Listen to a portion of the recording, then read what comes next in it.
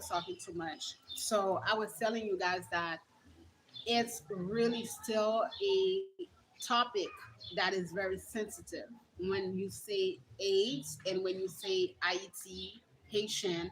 And this was also one of the reasons that I didn't do the webinar last year. I didn't do the webinar in 2024. It was no way I would have been able to do it because I was going through too much with my aunt who was, getting very, very weak, very, very sick.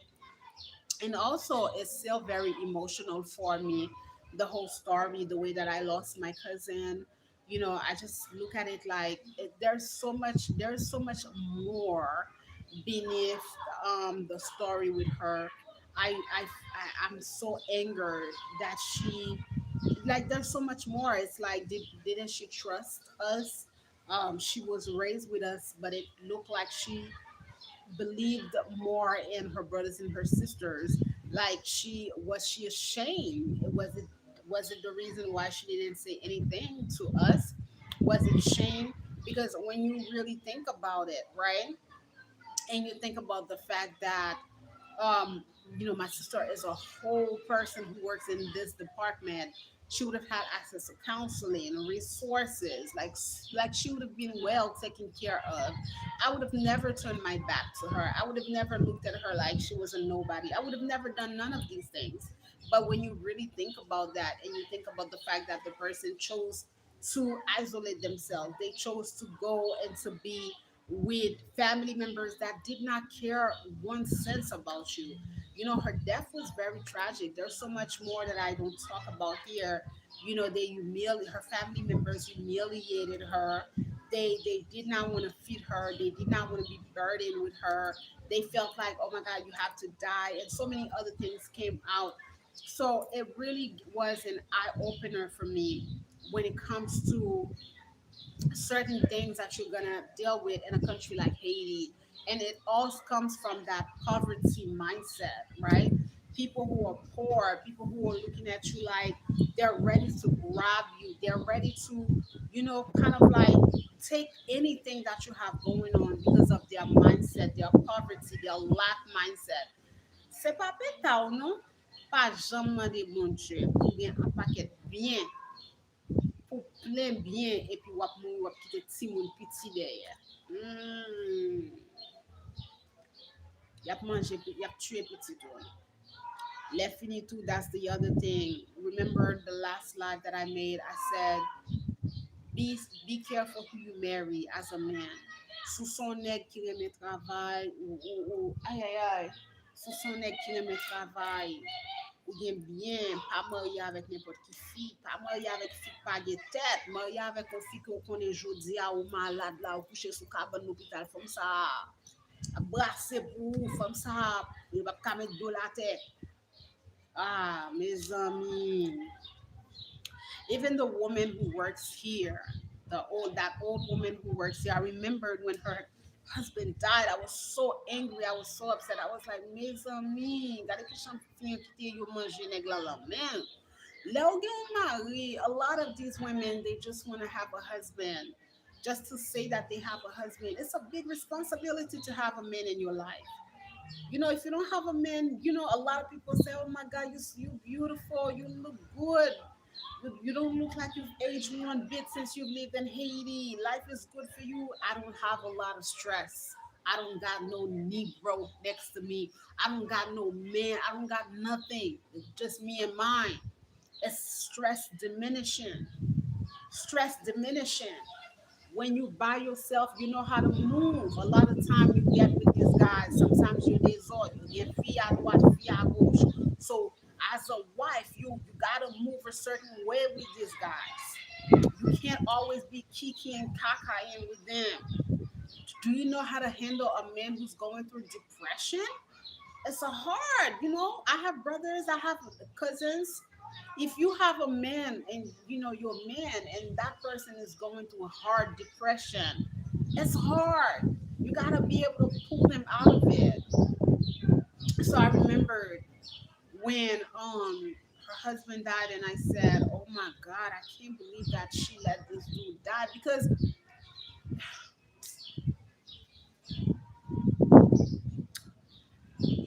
got to think about it. When you have a husband, if you have a good man, he's a provider. Even let's just say that he's not a good husband to you, 9 times out of 10 they are good fathers. They may not be the best husband. They may be, you know how these motherfuckers can move. You may look at them like, bitch, you deserve to die. But when you're thinking about your kids, when you're thinking about the fact that when you have your husband, a father figure in the house, a lot of the time these kids they will move differently. A Haitian father, the look on his face only is gonna tighten you up. Pa kite l foutou de trois sapat nan tête ou. You're gonna tighten up. So it is a responsibility as a wife when you have a husband who is, to support him. The man is sick. You gotta just talk. You gotta communicate. You gotta talk. You gotta be sympathetic. Because look at that. He dies in a split second. In a split second, you're dead too. The man dies in a split second. Here you are, you dead. So what good was you to him as a wife? So even in your brain, you couldn't make that damn. Now I'm a single mom raising 3 children with my youngest being 3 years old, my oldest being 13, 12, 13 years old. In a country like Haiti and motherfucking Port-au-Prince,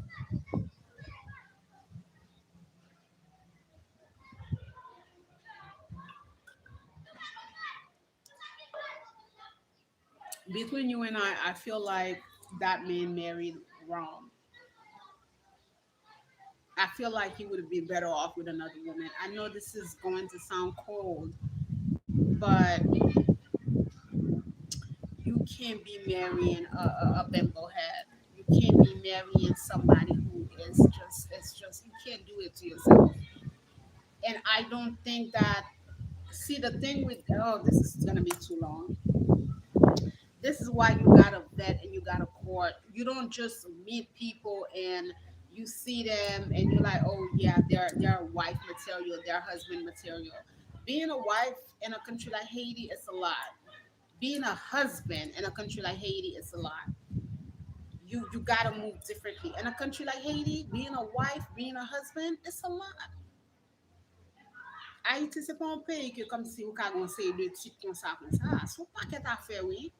La ou di yon neg kon sa ou gen madam nan kay, sou paket bagay. Kounya ou gen fami moun nan kap gado ki jon wap mouv avek moun. Toujou konen. I don't know. Maybe I look too deeply into things. Maybe I'm one of those people who never look at things at their surface level. But it's just this is heartbreaking. So this is the story. Um, the webinar is next week, 3 days.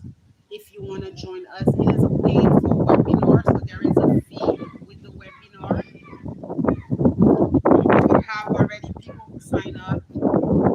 I did share with my professional network a lot. Um, it's funny that I came here and I gave you the story, but I also have it filmed as well. It's really hard to talk about because this is not a stranger. She's not a stranger. Her husband is not a stranger to me. They are not no passing family like strangers. No, these are people that I know. I used to be. I'm closer to her than I was with my older sister. Like I used to be at these people's house almost every single day. The husband's respect, his level of respect towards me and my younger sister, like us, was so like this guy. I would walk in the door, he would have his best whiskey lined up for me. His best whiskey lined up for me. We would sit and we used to see each other. He would never see me out on the street and not pull his car and be like, let's go. What you doing out on the street like that?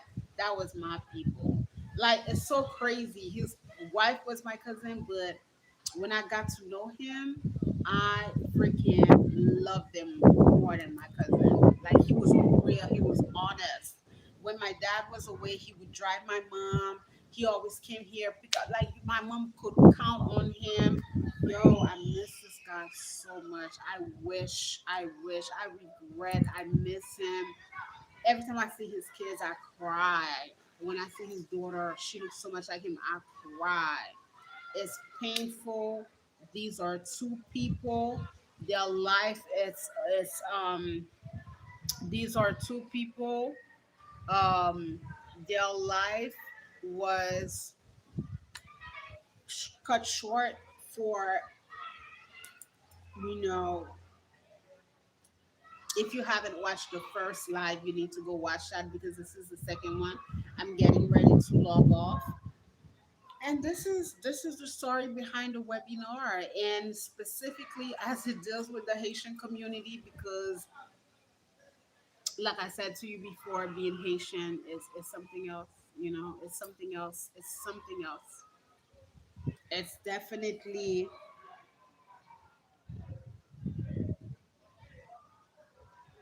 it's something else. So thank you for being here with me, and I hope that some of you are going to participate in the webinar. It's gonna be really good. We are going to talk about HIV and AIDS. We're going to talk about the statistic, the virus. You need to know these things. This is 2026. Get informed, educate yourself. You know, you probably have children that are having sex. You probably have children who have it and you don't even know, because you don't even know that your children are sexually active. If you have children that are preteens, like those 12, 13-year old, it's faut faire attention, 12, 13, these kids, their body is changing. They are experimenting. They are experimenting among themselves. They are experimenting in school. And also you have to understand that so many people are born with HIV. So you have to have those conversations with children as well. Yes, you need to have those conversations. Don't be afraid to have those conversations with your 12-year old, 11-year old. Their body is changing. They're watching stuff online, they're watching stuff on the internet. They are experimenting.